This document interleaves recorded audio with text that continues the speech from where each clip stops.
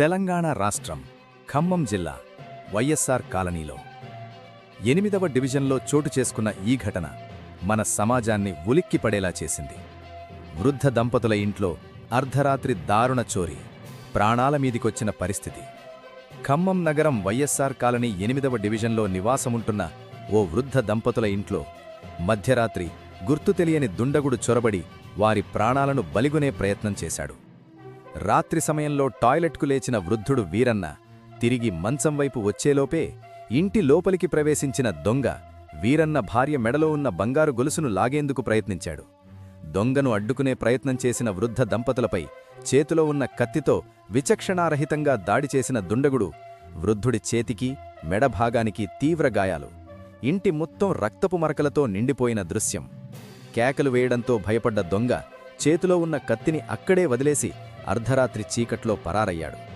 భయంతో సొమ్మసిల్లిన వృద్ధ దంపతులు. ఈ ఘటనతో తీవ్రంగా భయాందోళనకు గురైన వృద్ధ దంపతులు అక్కడికక్కడే స్పృహ కోల్పోయారు. కేకలు విని చుట్టుపక్కల ఇళ్లవారు బయటకు వచ్చి రక్తపు మడుగులో పడి ఉన్న వృద్ధ దంపతులను చూసి భయంతో ఉలిక్కిపడ్డారు. తక్షణమే వారిని సమీపంలోని ఆసుపత్రికి తరలించి కుట్లు వేయించి తిరిగి ఇంటికి తీసుకొచ్చారు.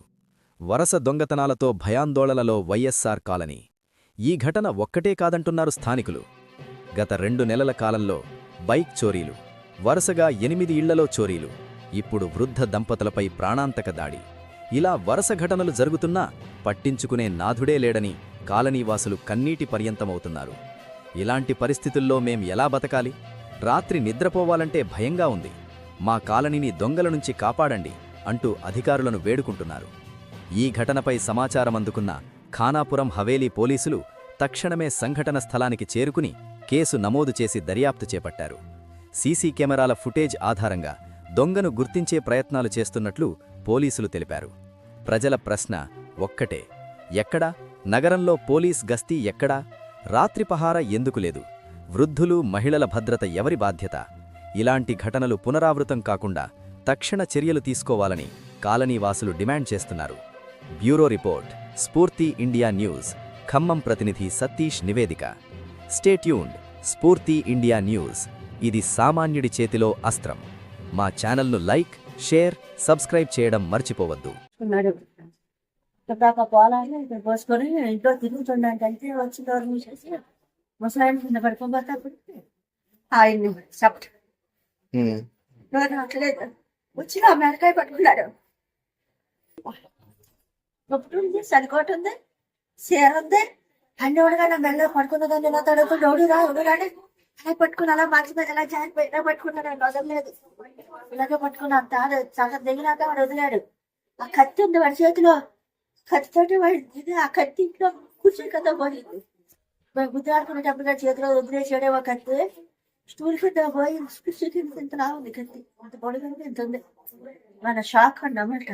త్వరగా పోసుకుంటావుగా పెద్ద సాకు. ఆ షాక్ అన్నమాట చిన్న సాకులు కాదు. మా నాన్న 15 సంవత్సరాలు అవుతుంది. నాకు అప్పుడు అడవిలో ఉన్నాను. ఇప్పుడు కాదు, నేను ఇల్లు కట్టుకో ఫస్ట్ నేనే ఇల్లు కట్టింది.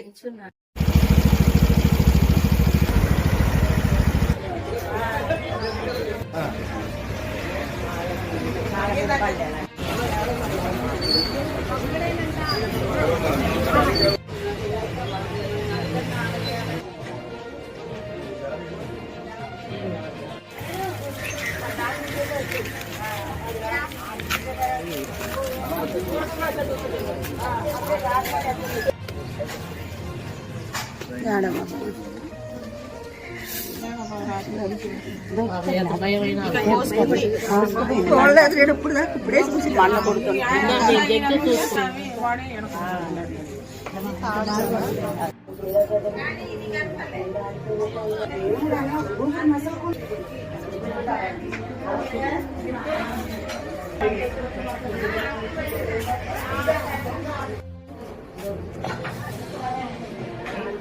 ఇప్పుడు చూశారు.